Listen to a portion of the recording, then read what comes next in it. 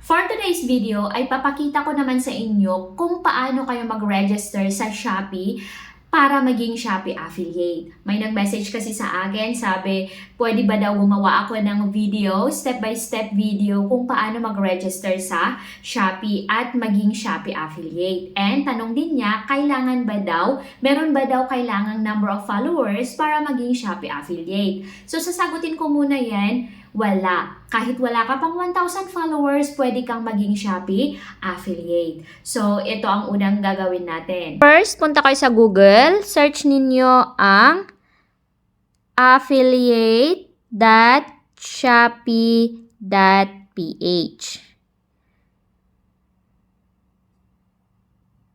Yan.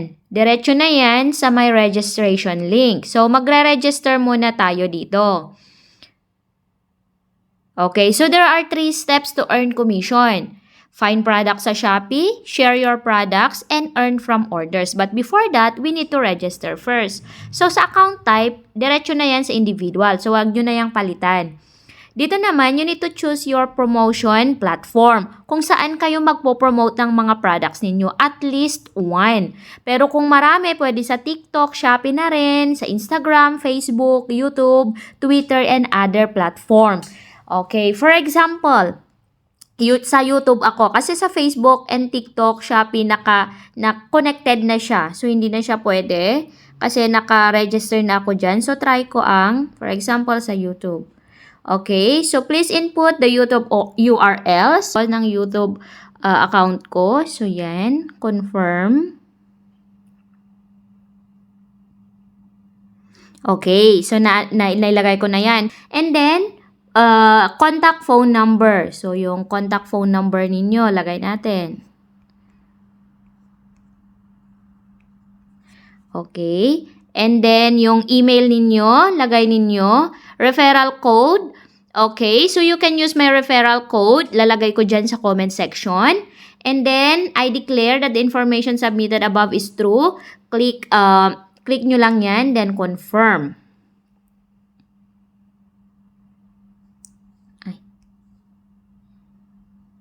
Wait, email exist na pala. Yan pala yung naka-register na email ko, so papalitan ko.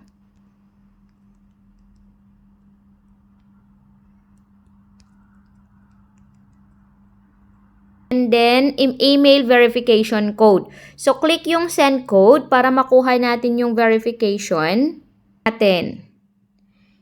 Yan. Meron na siyang na-send. And then, copy lang natin. Okay. Yan. Lagay natin dyan. And then, you click nyo lang yung I declare that the information submitted above is true and I agree to the Shopee Affiliate Program para makapag-proceed kayo sa next. So, confirm. And ayan, registration submitted successfully. So, maghihintay lang kayo ng 1 to 3 days para sa approval. So, pag approve na yan, pwede na kayong mag-promote ng mga products na gusto ninyo. So, sa next video ko, ipapakita ko naman kung paano tayo magpo-promote ng mga products from Shopee. Kaya, abang-abang, follow for more.